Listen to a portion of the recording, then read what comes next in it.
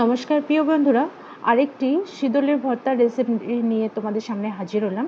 বেশ কয়েকদিন থেকে শাশুড়ি মা আবদার করতেছিল এই ভর্তার রেসিপি খাবো, কিন্তু হয়ে উঠতেছিল না। আজকে বানালাম, তো ভাবলাম তোমাদের সঙ্গে শেয়ার করি। আর কে কে শিদলের ভর্তা পছন্দ করে জানাবেন, কে কে পছন্দ করে না তাও জানাবেন।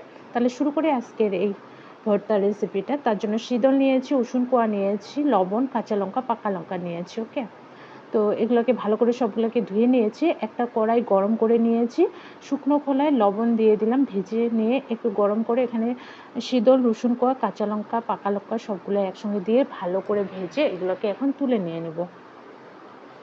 লবণের উপর ভাজার একটাই উদ্দেশ্য, পুড়ে যাবে না, আর শিদলটা পুড়ে গেলে তিতো হয়ে যাবে ভর্তা।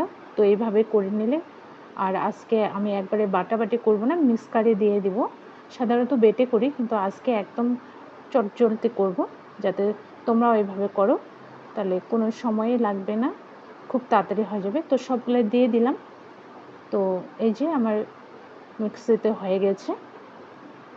তো এখন এটা একটা পাত্রে তুলে নিচ্ছি।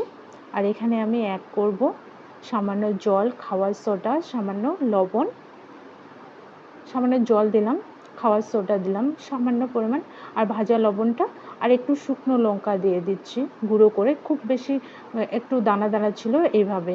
তোমরা কিন্তু যখন ভাজবে শীতলটা তখনই শুকনো লঙ্কা গোটা দিলে হয়ে যাবে। তো একটা এই যে হলুদ পাতায় আমি পরিবেশন করলাম।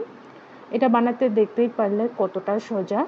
আগে উনুনে এটা হতো, কিন্তু সচরাচর এখন উনুনের কাঠের ছাই পাওয়া যায় না। তো এভাবে করলে একদম প্রতিবারেই তোমাদেরও শীতলের ভর্তা খুব সুন্দর হবে।